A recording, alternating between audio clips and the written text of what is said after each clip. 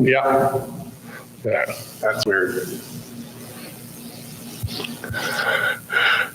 Hello, everybody. We are coast to coast, just like butter and toast, ladies and gentlemen. And that is in the immortal words of our famous wrestler, Dusty Rhodes, who used to be the highlight of the Florida wrestling territory when I was growing up.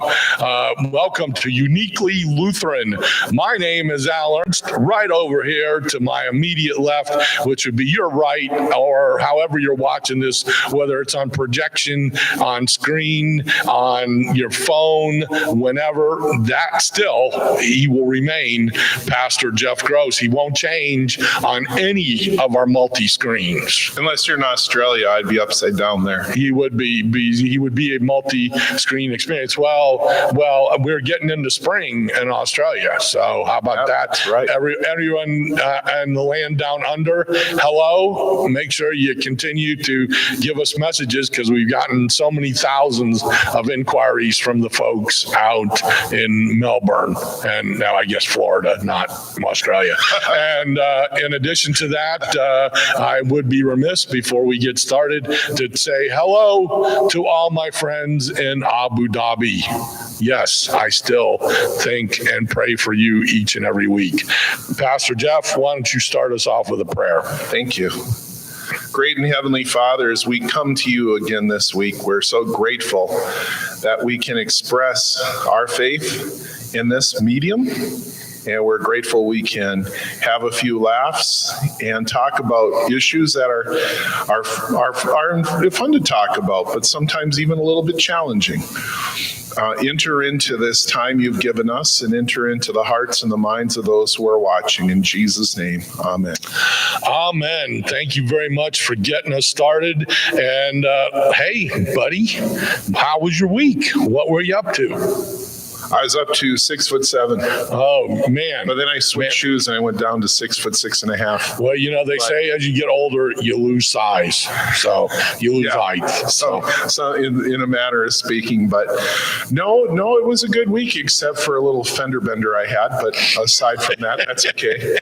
That was just I don't know. Go ahead and dig it in, make me feel more. No, it had nothing to do with you. But anyway, had I not brought you to get your car, yeah, that is true. You wouldn't have back. Well, you should have seen the poll. It was a poll. There was a poll. That's right, pal. But I survived. I'm not dead. Yeah, well, neither was I. But, you know, right. That's right. It's that fine Honda manufacturing. That's right. So honestly, it's been a good week, Al. I can't complain. Every day is a blessing, and so this is truly. We got a studio audience today. We have a studio audience. In addition to our producer Amy, we have her wonderful mother and dear family member, Sherry, with us today. So she obviously is enthralled with how we're going. And listen, you are welcome. Those of you watching, you know, I know some of you do watch while we're doing this. Come on over. Join our little merry band of people. Before I even get on to what my week looks like, look, folks, we are down to that one single mask just laying on a table. And why? Because we all in this room are vaccinated. Amy, our producer, has gotten her final vaccination yesterday, so she will be at full efficacy, as they call it, in the next 2 weeks, which means every one of us here is over 90% vaccinated, which then means, guess what? We don't have to wear a mask, and that is really cool. So those of you, again, we can't emphasize it enough, look, now that Bill Gates is getting a divorce, he can't afford to be in your vaccine to be injected into your body. So Bill Gates is not. But I think Melinda's coursing around. Yeah, well, I hope Melinda knows as much about Microsoft Word and Outlook as Bill has, because he's helped me out quite a few times. because I just call them right there. And that's But it is kind of sad. it is, but it's interesting that how many all of these mega rich people and they end up being married for 20 and 35 years, and then out of nowhere they split up. I think they call it the 35-year itch. Wow. Well, something like that. I've already passed that, so hopefully I'm hoping good shape from here on in. So anyway, that was that. I, on the other hand, had another big time comedy week and road trip since I last seen you last Tuesday. I opened what they called the soft opening of the Charlotte, North Carolina Comedy Zone. And what that means basically is they are calling their crew back together to be able to run their kitchen, go through practice sessions.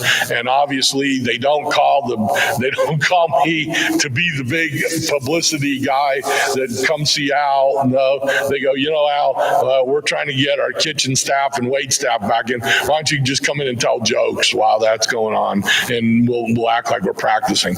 That's fine. They pay the same amount of money either way. I'm good with it. Had a very delightful trip to and from Charlotte, North Carolina, and you'll see in my algorithms section, got to stop at the premier all-time largest rest stop store that is ever in existence, and that's outside of Daytona Beach, Florida. That you were really looking forward to that. Yes, that we will talk about. We will talk about the as you can see, very cool tie-dye. We will talk about the Buc-ee's towards the end of our show today, and it fits totally into what we want to talk about. And this week, folks, those of you that are in the Sarasota area, my career continues to move up, as on Saturday night I will be at the Venice Elks Club. Man, when you can do these shows and then hit the Venice Elks Club, ladies and gentlemen, I'm beyond words with where I thought my career could go after 30 years. So I kill to be at the Venice Elks Club. Well, you know what? Wear your horns, and it is open to the public. The tickets are only $12, and that's why I announced this. Show is at 7 p.m. Two very funny comedians before me, and as you can tell, my goofiness will be there this coming Saturday night. So the other thing I will give you last but not least is that we have had contact with Pastor Bruce Edwards, which in my totally non-meaning to be mean description here is a full-blooded Mexican who is named Bruce Edwards. Ladies and gentlemen, I dare you to go into the Mexico City phone book and find out that the famous Mexican Edwards exists out there. He's the only full-blooded Mexican I know. Well, I think he is. And Bruce, and you say it yourself. That's why I mentioned it. He is a great pastor that runs a church / what would you call it? Service ministry. It is definitely ministry. Ministry is the best way, and we're going to see it. But I didn't want to spoil it. I'll let you tell us what we're going to be doing on Wednesday. Yes, we are. Well, one of the reasons we are heading up to Polk County to Pastor Bruce's church and facility for Cinco de Mayo. Yep. And they have a big Cinco de Mayo festival, of which Pastor Bruce explained a lot to us. He came and visited us last week, and we had 4 people and a $287 barbecue lunch, which was, we appreciate it, church people. And tomorrow, next Monday, Mark Eckhart from Calvary Lutheran Church will be here also looking at our facility. And I expect, I don't know, maybe. We like to network. Yeah. This goes to show us we like networking with other churches. And this is where your benevolence dollars go, is to our lunch. All right? Yep. All right. And It's our lunch. Resurrection House that we're going to in the Yes, city yes. is going to be a great place. I agree. I kid you out there, folks, but We'll have fun. But this is the fun and where we start the service and where we start everything. So that's what's going on. But I want to transition into letting you know how much I enjoyed waking up on when I am out on the road on a Sunday. I'm either driving like I was the Sunday before, or this past Sunday I had a show in Charlotte, so I was there. What I normally would have done is have to scour the internet to find a church to go to for my Sunday service.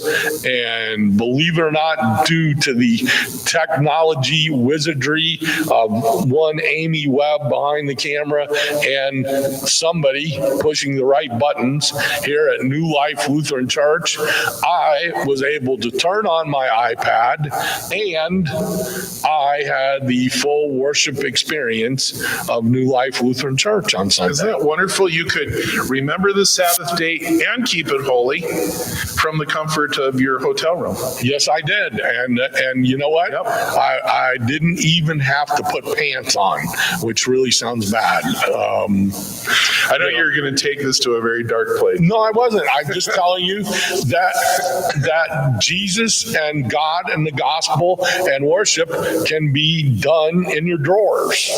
That's all I'm trying to say. Okay? And right. and we're still presenting COVID protocols. We're easing them up a little bit. You can see the difference in our seating configurations. I am sure some of those other rules will be done, but this is the one thing our COVID creamers, our COVID communion creamers, the Triple C, I hope never leave our because that, ladies and gentlemen, makes the most complete communion experience.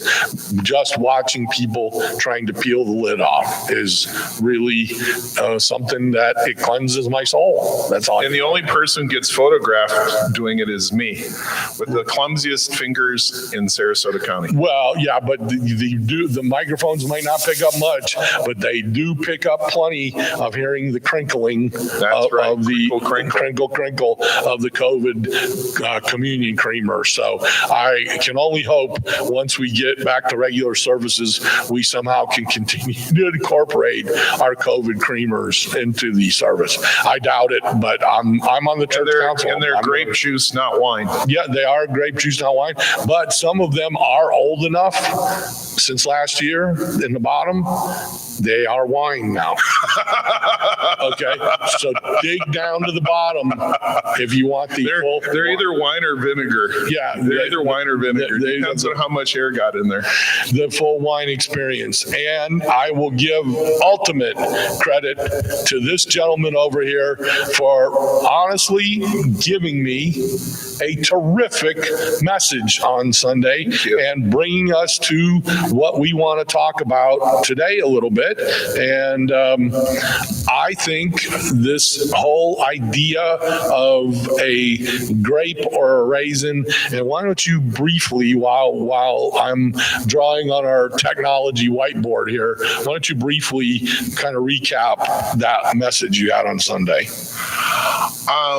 Without re-preaching my sermon, we didn't want that. Right. No. What? Right. I look at the metaphor of a grape versus a raisin, and the essential difference between a grape and a raisin is grape is connected and a raisin is disconnected.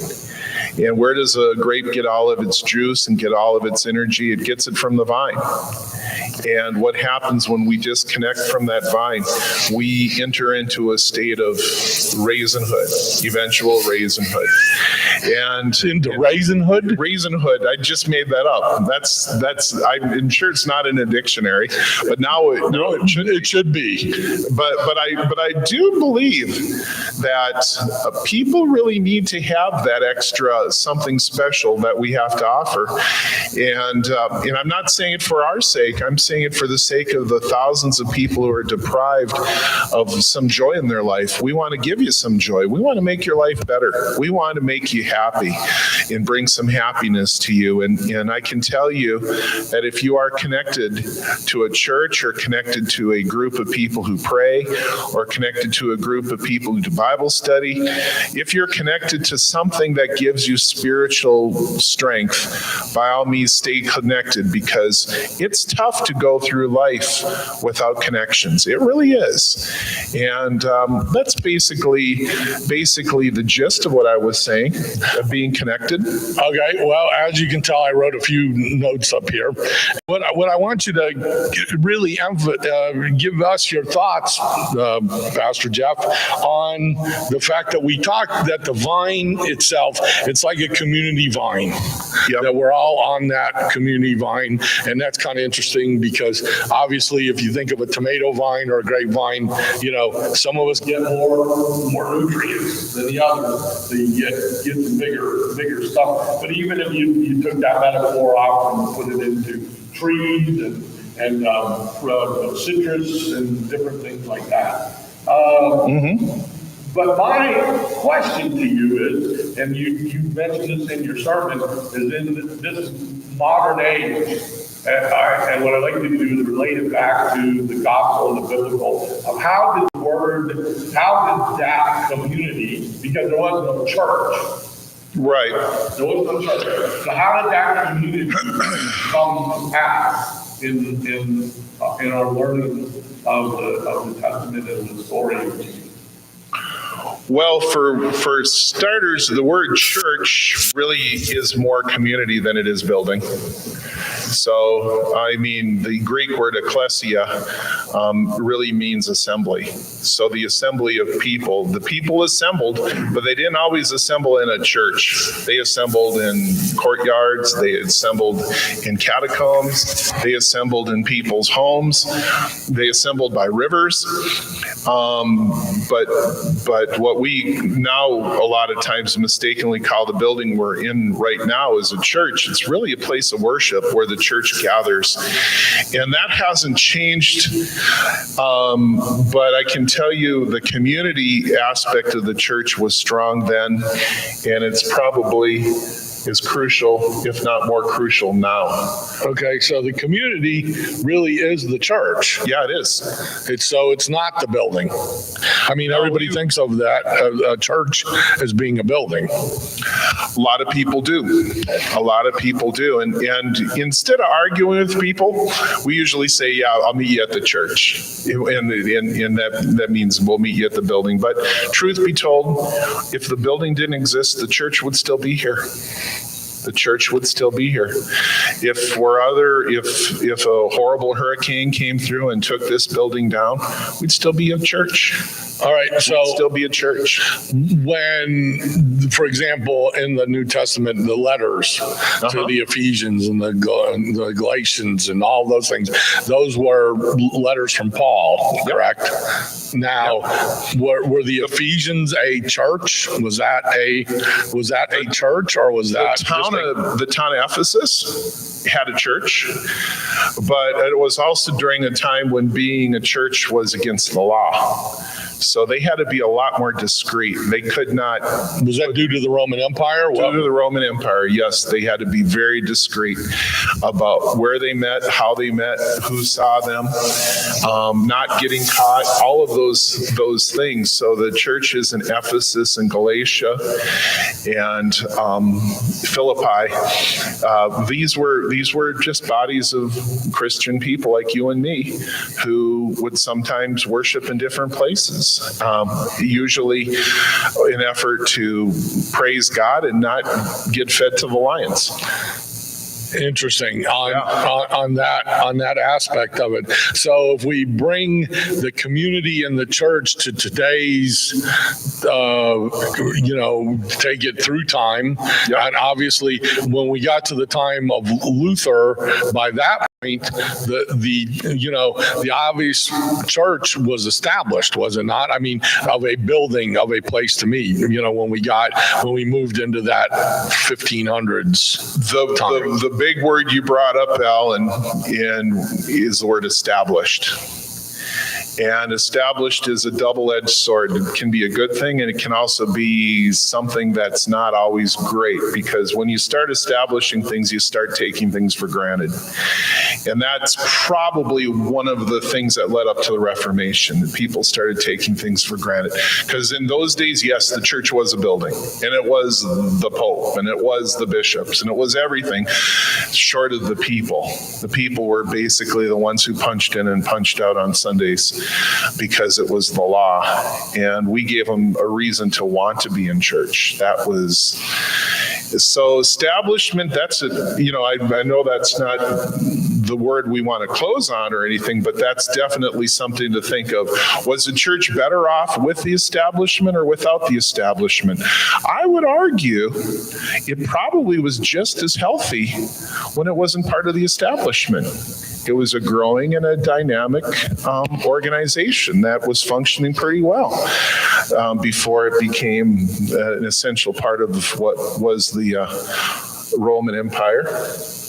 I'm going to write establish or establishment, and because everybody thinks of an establishment as being a pub or a bar, I think, when you say, or an establishment, a restaurant, or even a merchandise store or something. You're saying, though, that because then man became kind of the ruler and the rules of that rather than God, it really did not make that connection, is what you're saying?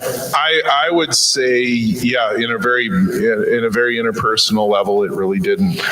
Establishment, yeah, and it's also hierarchy, and it's also distance from God and God's people, and we want to bring people closer to God, not push them farther away. So your goal was not to go into a building and feel extremely small. Your goal is to go to a building and feel connected to God. All right. So we kind of X out the word establishment. We kind of believe that our part of the idea of being a spiritual Christian brings us to a connection. Now let's come back up to this idea of community and maybe even take out the word church. But I love the idea of the word vine, because vine then does connect us. Although we are singular in most cases, if you think of things, they're singular, but everything is connected to that vine. When we talk about that now, we need to talk about what the new community is, the new church looks like. And that's what I wanted to throw out to you, because you made mention in your sermon that people of the millennial, the 25 to 40, and I would even venture to say some of the 40 ups are not joiners. They don't join things anymore. We've seen a lot of decline in, and here's the interesting thing, Al, a decline in establishment. Because in a lot of cases, those things are establishments. And that's why they're not joining. Do you want to join another establishment? I'm already committed to about 5 or 6 of them. I don't want to join another one.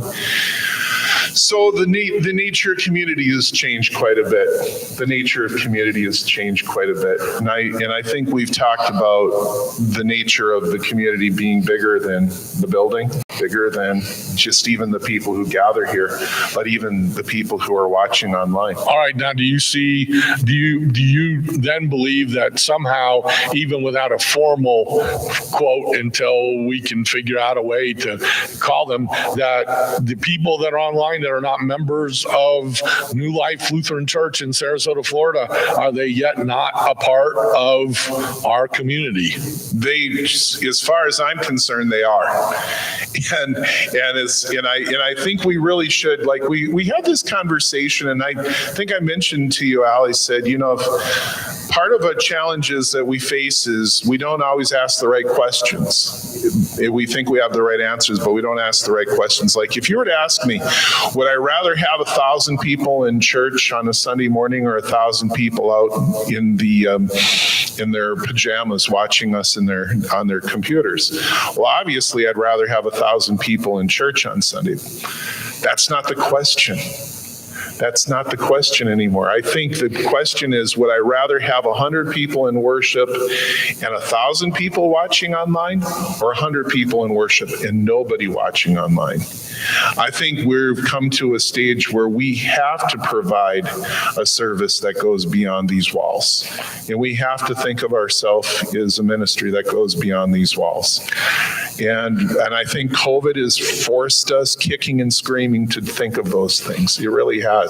Could be a blessing in disguise. Yeah, and I think, my personal take, and especially from the entertainment realm, is that right now people are ecstatic about being able to go do things and go outside and things like that. But I think just like anything, it will begin to get quote unquote normal or wane. Sure, and of course. And then we're back to where we're at here. So the question that I think we offer all of you is that this ministry, with, by the way, watching Jeff's little devotionals on Wednesdays called Sprouts, make sure you tune in for that. We're doing Thursdays now. Thursdays. My bad. Not at all. Thursdays called Sprouts. Make sure you do that. I think that this idea that this is kind of that vine, and what I love that idea of, we just came up with this as we wrote it, but the community vine. We are the New Life community vine that comes out to you and have some fun. As you can see, tell some jokes, as well as hopefully gives you that opportunity to share your faith and what you do with everyone out there. As we go tomorrow to Pastor Bruce's event, we're opening that. Our vine continues to we're grow. Personally invited, so we're going to get a personal tour. Yeah. So folks, think of it that way. If you can tell your friends, listen, nothing threatening here. Nobody. We're not. Bent. As you can tell, we are not here to dazzle you with our technology or make it something that it's not. It is Let's just say I feel really sorry for you if you're dazzled. Yeah, you really feel sorry. Yeah, for you. well, you might want to check your pager. Right. Yeah, because that's about we're in about 1978. All right, before we get out of here, I promised you that I would give you my weekly algorithm. Jeff, I want to say, I think next week we'll continue this idea of community and maybe hopefully it's getting a great more word. We'll talk more about the word community too. Because, and let's make a mental note of this, the original name of this church was Community of Hope before it became the New Life Church. So that's something we definitely want to talk about. This week's algorithms, I told I was going to talk about Buc-ee's, and how can you talk about Buc-ee's in this kind of format? And I like that. Yep. That's going to be our new little logo that our producer is going to work hard on for me here. I've already got a thing. I say big equals personal. Couple of things. All right. Big equals personal, which we don't see. Now, loving it. Real quick, you see this my little Buc-ee bandana here, which is kind of an homage to the tie-dye of the 1960s, which apparently is making a comeback. But you see, everything has little Buc-ee the Beaver on it. They call him Buc-ee the Beaver, but believe it or not, the man who founded Buc-ee's actually had his dog looked like a beaver, had had the bad teeth. And Oh my goodness. And when he went to the marketing people, they said, "Hey, listen, you can't have Bucky. It's got to be Bucky the Beaver." So that's how Bucky the Beaver came along. Bucky's is the largest rest stop beyond Wawa. Pilot, Loves, you think, can name it. It is the largest ever for the Bucky's is on the I-95 I-4 exit in Tampa or Tampa, I'm sorry, Daytona, going that way, and it has over 200 gas pumps. Oh my goodness. And they are now installing 100 electric car charging stations. You go inside of it, you are inundated with the new school and the old school. And give you an idea of what it was, I mean, they freshly chop barbecue in front of you. They freshly make fudge in front of you. I mean, they're known for 163 different flavors of beef jerky. It's huge. It's huge. Wow. But here's what I'll say to you. I was looking for something very specific yesterday at the Bucky's, which is now there's another one in St. Augustine. I had stopped at that one, and I found a person at the Bucky's, and I figured that person would just point me in a direction.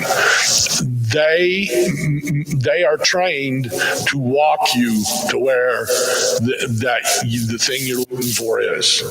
And my message is that even in the bigness of this, and we miss this in Walmarts and Targets and all the big stores and everything, we think even the bigness made me feel personal. Why?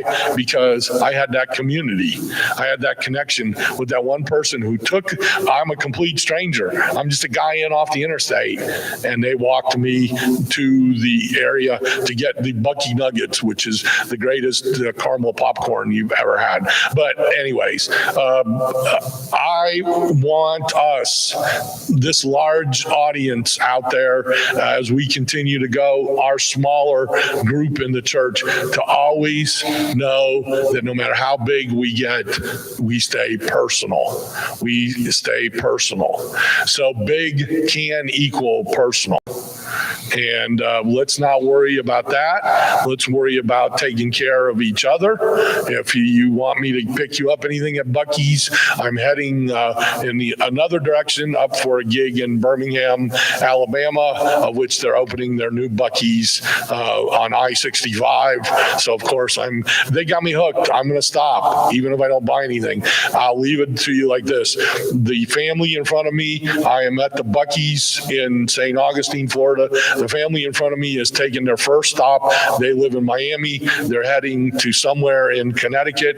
And the guy, I said, they've got a family worth of stuff. And he said, we were coming in for a candy bar and a Coke, and we bought $312 worth of Bucky's merchandise. Every kid had a Bucky's stuffed animal. They had a Bucky's blanket. They had a Bucky's, cap and shirt. I mean, $312, 4-person family heading to Connecticut. He thought he was getting out of it for under $20 with a Coke.